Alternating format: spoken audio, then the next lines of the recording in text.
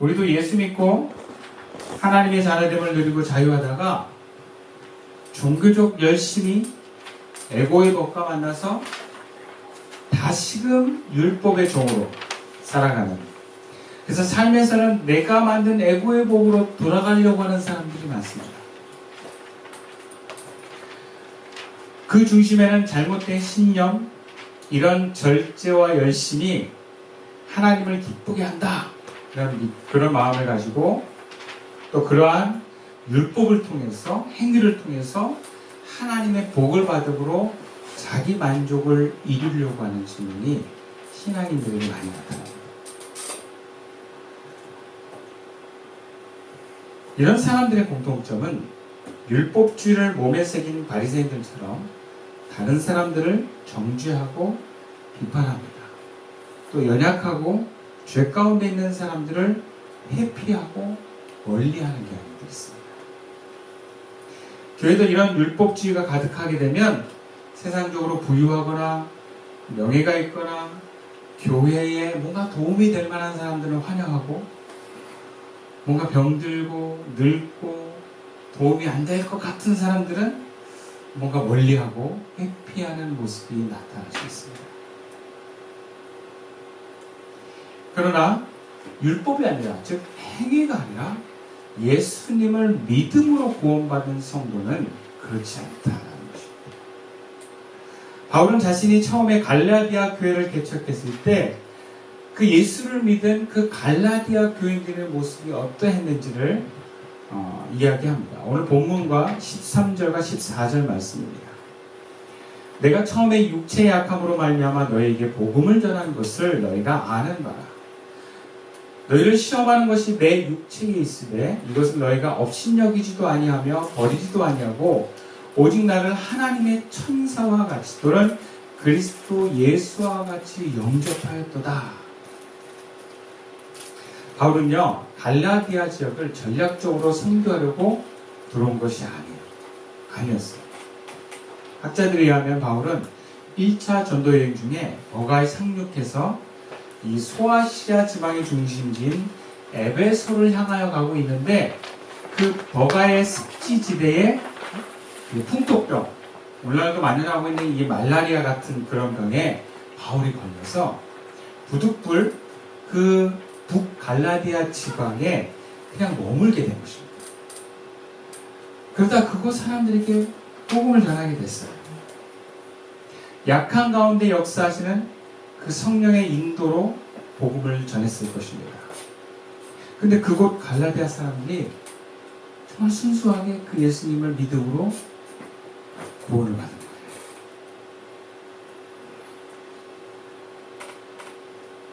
그리고 성령으로 이 사람들이 충만하게 된 것입니다. 그래서 바울을 대하는데 뭐라고 하냐면 하나님의 천사나 예수님같이 되었다. 바울이 그렇게 기록을 하고 있어요. 여러분, 놀라운 것은 바울이 설교를 잘하거나 또 외모가 멋있거나 능력이 많아 보여서 그렇게 대한 것이 아니라 14절에 뭐라면 너희를 시험하는 것이 내 육체에 있으되, 즉 여전히 풍토병에 걸려있거나 혹은 간질과 같은 병에 걸려있는 그런 상태로 보기 흉해 보이는 그 모습이 있는 나에게 그런 모습이 있음에도 불구하고 업신여기지도 않고 버리지도 않고 평범하게 대하지도 않고 하느님처럼 되어 있다. 율법으로 가득한 사람들은 도저히 상상할 수 없는 모습입니다. 이방인들도 병 걸린 사람들을 귀신 들렸다 그래서 피하는 사람 분위기였어요. 당시 문화. 그래서 침을 뱉고 돌을 던지고 쫓아내는 것이 이방인들의 문화였어요. 그런 이들의 모습이 갈라디아 교인들의 노력이나 성품이 아니라는 거예요.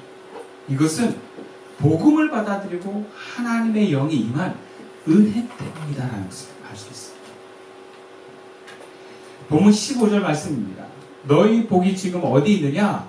내가 너희에게 증언하노니 너희가 할 수만 있었더라면 너희의 눈이라도 빼어 나에게 주었으리라. 바울은 이러한 갈라디아 교인들의 태도를 복이라고 해요. 복. 복은요, 하나님이 주시는 거예요. 내가 만들어내는 게 아니에요. 의지와 노력의 모습이 아니에요.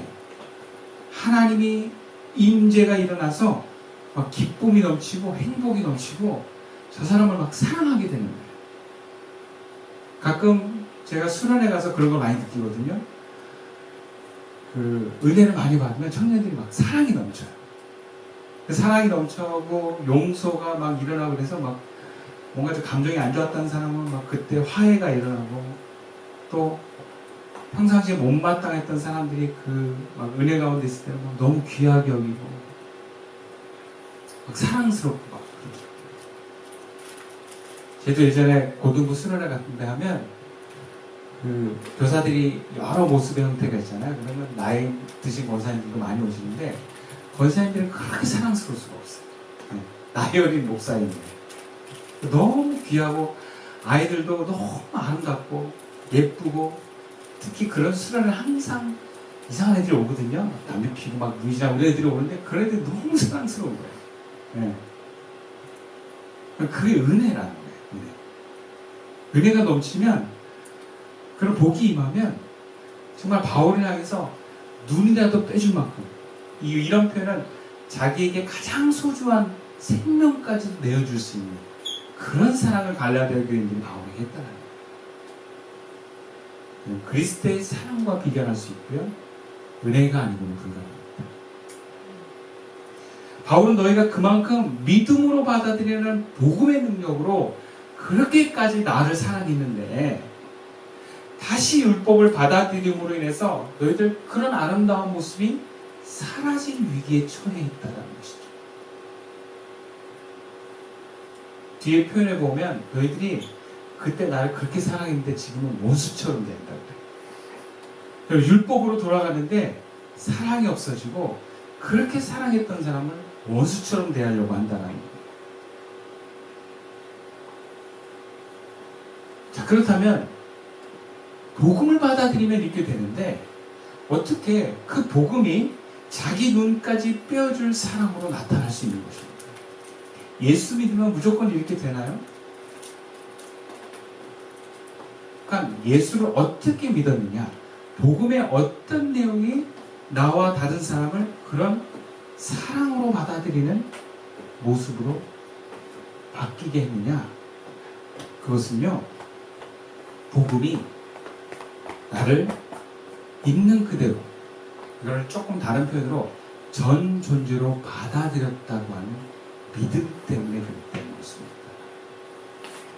다시 말하면 하나님이 나의 의로움이나 나의 행위나 어떤 나의 좋은 습관을 가지고 구원하신 것이 아니라, 내가 죄가 있고 여전히 연약한데도 그런 있는 그대로 그 모습 다 전부 다 나를 받아들이고 그런 나를 당신의 자녀로 구원해 주셨기 때문이라는 거예요.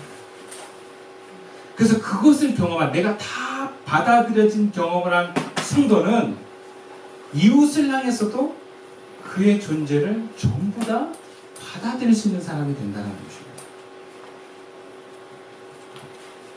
제가 예전 교회에서 고등부 사역을 할 때 정말 많은 선생님들이 계셨는데 참 잊혀지지 않는 선생님이 계세요. 그 집사님은 어려서부터 부모가 한 분이 안 계시거나 하여튼 그러셨어요. 너무 힘들게 자라셨어요. 그리고 송화말 같은 병이 있어가지고 잘 걷지를 못하셨어요. 근데다가 집안도 예수 믿는 집이 아니었어요. 그러니까 얼마나 자기가 살면서 원망이 많겠어요. 그래서 누가 예수 믿으라 그러면 자신의 이런 태어난 삶을 막 분노로 표현하면서 너나 예수 믿으라 그러고, 심지어는 하나님 당신 정말 계시냐고 막 이렇게 따지고 직설적인 문제입니다. 그러다가 이분이 은혜를 받은 거예요. 그러다가 성령이 임한 거예요. 다리는 여전히 절고 1년에 한 번씩 병원에 입원할 정도로 통증도 있지만, 그분은 주님의 사랑으로 감사해서 사람을 만나면 전도하시는 거예요. 그리고 제가 이제 그분과 함께 이제 목회나 고등부 생활을 할 때도 제가 주님의 사역자다라는 걸 딱 인정하는 순간부터는 그냥 충성. 지금도 기억이 나요. 목사님이 저기 천장에다가 옥상에다가 텐트를 치라 그러면 텐트를 치고 땅을 파라 그러면 땅을 팔 테니까 뭐든지 말씀하십시오. 신문을 이렇게 파는 그런 지국을 운영하고 계신 분이었는데 수련회 때마다 그 작은 트럭을 항상 저에게 무상으로 대절을 해주셔서 집 나르고 이런 데 항상 도움을 드렸어요. 항상 시간을 내시고. 근데 이분이 이 학생들을 가르칠 때 어떤 특징이 있냐면 특히 문제 아들을 아주 좋아하세요. 문제 아들을 보면 자기 옛날 모습을 보는 것 같아요. 그래서 그냥 다 품고 사랑하고 짜장면 사주고 그러면서 참 그런 아이들을 좀 특별히 사랑하고 귀하게 대하는 것을 봤어요. 자기가 그랬었대. 그런 나도 주님이 받아주셨다. 정말 복음의 능력이 놀랍다는 것을 경험하게 됐다는 순간들이었습니다. 근데 신앙생활을 우리가 교회에서 또 신앙생활하는 사람들 많이 보면 전부 다 그런 건 아니에요. 네. 아니 과거에 처음에 예수 믿을 때 처음 은혜 받을 때 그렇게 따끈따끈했던 사랑의 경험들이 사라지고 다시 율법주의로 돌아가는 사람들이 참 많습니다. 그래서 그것이 하나의 추억이 돼요. 추억. 나도 청년부 때 저랬지. 나도 집사 때 정말 열정적이었지. 이런 식으로 과거의 경험으로 얘기하시는 분들이 참 많아요. 그래서 다시 율법적인 신앙생활과 사랑 없는 삶을 살아가는 신앙인들이 참 많습니다. 그럼 왜 그렇게 됐을까요? 이런 처음 사랑을 잃어버린 갈라디아의 교인들의 모습이 여러분 우리 안에 있을 수 있다는 거. 본문 16절 말씀에 이렇게 기록합니다. 그런즉 내가 너희에게 참된 말을 함으로 원수가 되었느냐? 이제는 바울이 진리를 더 말하는데 그렇게 눈까지 떼어주겠다던 사람들이 지금 원수처럼 대하려고 한다는 거예요. 아니 어떻게 이렇게 바뀌었죠? 왜 이렇게 변질됐죠? 개인적으로 이렇게 눈까지 빼어줄 것 같은 교인들이 떠날 때 여러분 원수처럼 대하는 것을 경험하면 참 마음이 아픕니다. 저도 이 교회를 함께 했던 어떤 자매가 목사님 참 감사해요. 목사님 덕분에 제가 이 땅에서 발붙이고 살아요. 목사님 하나님 만나기 위해서 너무 고마워요. 목사님 가시든 어디든 갈게요. 그런 교인이 나갈 때 뭐라 그러냐면 목사님은 저를 이용했어요. 이런 거.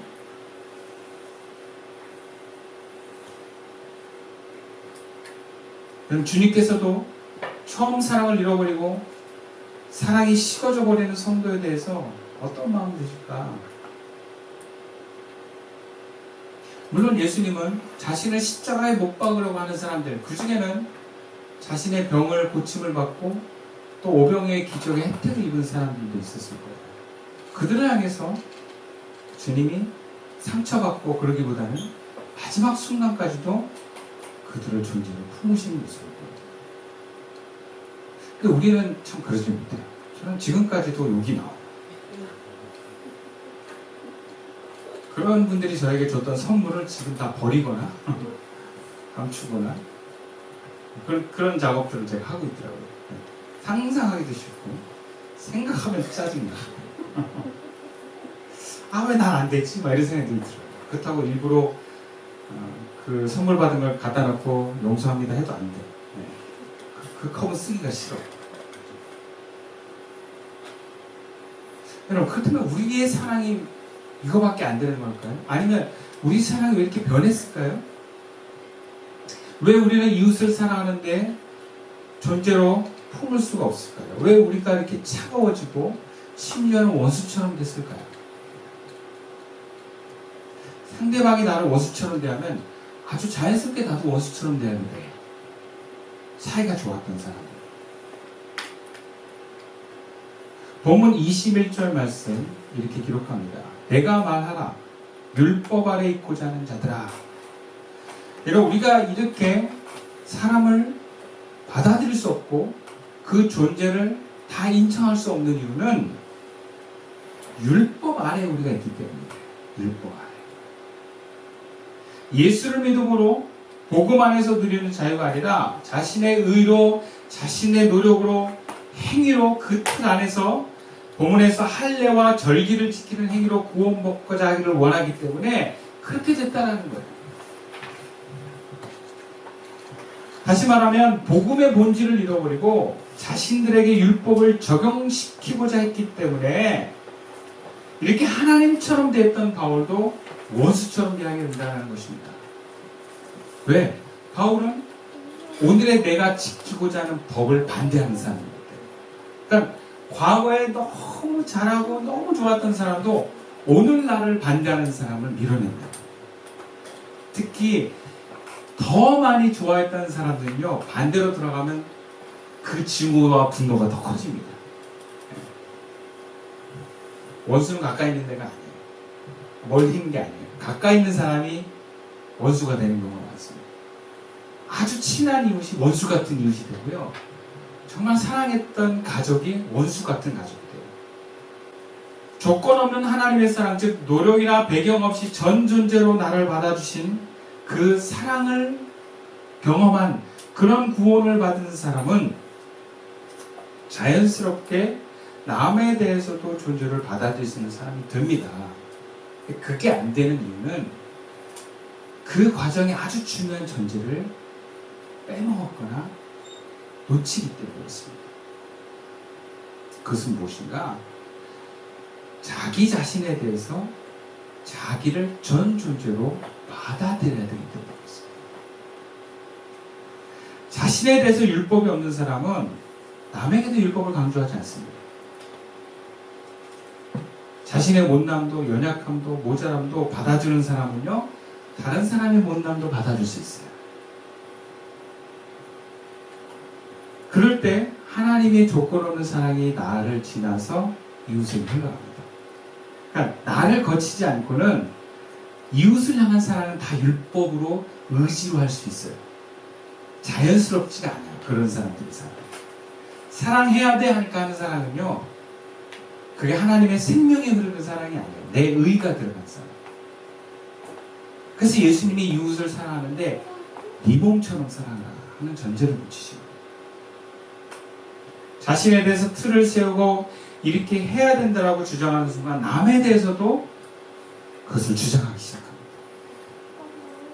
잠시나마 하나님의 은총과 조건 없는 사랑에 감격하지만 얼마 못 가서 내고는 다시 법과 틀을 주장하게 이릅니다.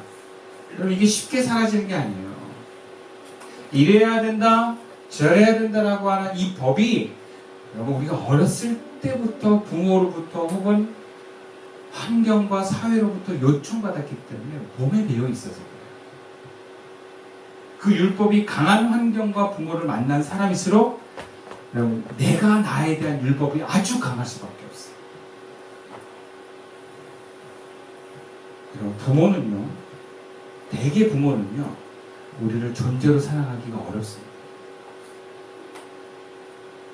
교육이라는 이름으로 온갖 위험과 실패로부터 나를 구해주겠다면서 나를 향한 안전장치와 여러 가지 법이라고 하는 틀을 가지고 나를 강요했을 말씀이 있습니다.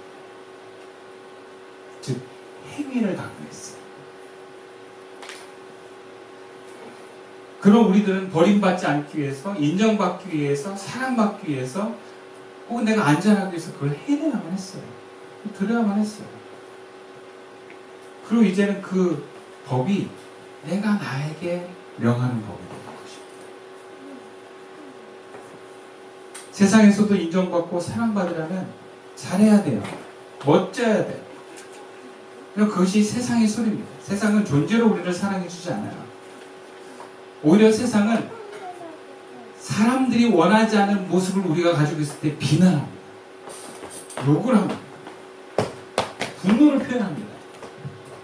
꺼지라고 합니다. 그리고 자신들이 원하는 어떤 모습을 이런 그 사람들 향해서 사랑합니다. 존경을 표합니다. 왜? 자기도 그렇게 되길 원하기 때문에. 혹은 내가 지금 이렇게 원하지만 뭔가 내 원하는 모습을 그 사람이 보여주고 있기 때문에. 그래서 연예인을 좋아하는 거예요. 네. 세상에서도 인정받고 사랑받으려면 잘해야 돼요. 아무도 나를 존재로 대해주지 않습니다. 우리는 그렇게 또다시 에고의 강한 소리에 귀를 기울일 수밖에 없어요. 그렇게 에고의 소리에 귀를 기울여서 그 요청에 응답하고자 할 때 여러분 우리는 하나님의 소리를 잊어버려요. 나를 존재로 받아들이고 사랑했던 그 하나님의 사랑과 그 은혜를 잊어버리고 에고의 조건에 나를 다시 맞추려고 합니다. 그래서 율법 아래 있고자 합니다. 그러한 이웃을 향한 존재의 사랑을 잃어버릴 수밖에 없고 다시 이웃에게 잣대를 들기 시작합니다. 뭐뭐 해야 됩니다. 해야 됩니다. 여러분 이단의 특징이 뭐냐면 존재로 사랑하지 않아요. 이단은 엄청난 율법 교육을 통해서 너희들이 특별하다라는 것을 얘기합니다. 그리고 이 율법적인 행위를 혹은 삶의 행위의 모습이 부족한 세상을 비난합니다. 그리고 우리만 하나님이 사랑하신다고 얘기해요. 우리의 의로움을 하나님이 인정하신다고 얘기합니다. 그럼 이것은 복음이 아닙니다. 하나님께서는 우리를 존재로 사랑하신다고 말씀하십니다. 하나님께서는 우리가 이웃을 존재로 사랑하라고 말씀하십니다. 그리고 하나님께서는 그러기 위해서 네 자신을 존재로 사랑하라고 말씀하십니다. 나의 죄된 모습, 못난 모습, 나쁜 습관, 욕심, 욕구마저도 여러분 하나님 다 품어주세요. 안아주세요. 그걸 비난하지 않으십니다. 그 비난은 내가 하는 거예요. 그냥 받아주세요. 사랑하십니다. 아이가 엄마 나 이거 하고 싶어 했을 때 건강한 엄마는 어떻게 반응하는지 아세요? 아 그래 네가 그걸 원하는구나. 마음을 알아줘요. 건강하지 않은 엄마는 네가 지금 때가 어느 때인데 우리 가정 형편을 살피지 못하고 이걸 요구하는 것이 뭐 따지기 시작하거나 아니면 귀찮으니까 무조건 원하는 대로 해줘. 마음을 알아주는 게 아니라 행위의 관점을 두고 있는 사람들이 많습니다. 아이의 행동에 너무나 많은 의미 부여를 해요. 근데 아이는 존재로 인정받고 싶은 거예요. 존재로 인정받고 싶어서 얘기하는 것들을 부모는 잘못 해석하는 경우가 많아요. 하나님은 우리를 행위로 바라보지 않으셨어요. 하나님 우리를 존재로 바라보셨어요. 그럼 그것이 복음입니다. 바울은 이것을 아브라함의 자녀 이삭에 비유하고 있습니다. 보면 28절 말씀입니다. 형제들아 너희는 이삭과 같이 약속의 자녀라. 너희는 즉 믿음으로 구원받은 너희는 이삭과 같다. 하나님께서는 아브라함에게 약속의 자녀를 아브라함의 백세에 주셨습니다. 그 이삭은요 약속의 말씀으로 태어난 아이예요. 그냥 존재로 사랑받는 거예요. 존재. 하나님께서 약속한 자녀이기 때문에. 바울은 이미 자기 자신의 어머니 속에 있을 때부터 나는 택함을 받았다고 얘기를 합니다. 그리고 심지어 자신이 예수 믿는 사람 잡아다 가두었을 때조차도 하나님 날 버리지 않았다. 그런 나를 예수 믿기 전부터 택하시고 받아주시고 만나주셔서 구원하여 주시고 이제는 나를 통해서 복음을 전하는 사람이다. 그래서 바울은 이방인들에게 거부감이 더 없어요. 정말 보기 싫은 나를 하나님 받아주니까 그렇게 밀어내는 이방에 대한 거부감이 별로 없어요. 어떠한 모습의 사람이라 하더라도 바울은 그리스도의 사랑으로 다가갑니다. 이것은 유대 사회에서 거부하는 가난한 자, 병든 자, 세리, 창녀, 이방인, 사마리아인들에게 다가가서 그들과 교제하고 그들을 품으신 예수님의 모습과 같습니다. 그러니까 결국 해결은요, 나에게 있어요. 주변을 바꿔서 내가 마음 편안해지는 게 해결이 아니라 내가 바꿔줌으로 그런 부족하고 연약하고 죄된 모습을 품어지게 하는 것이 해결입니다.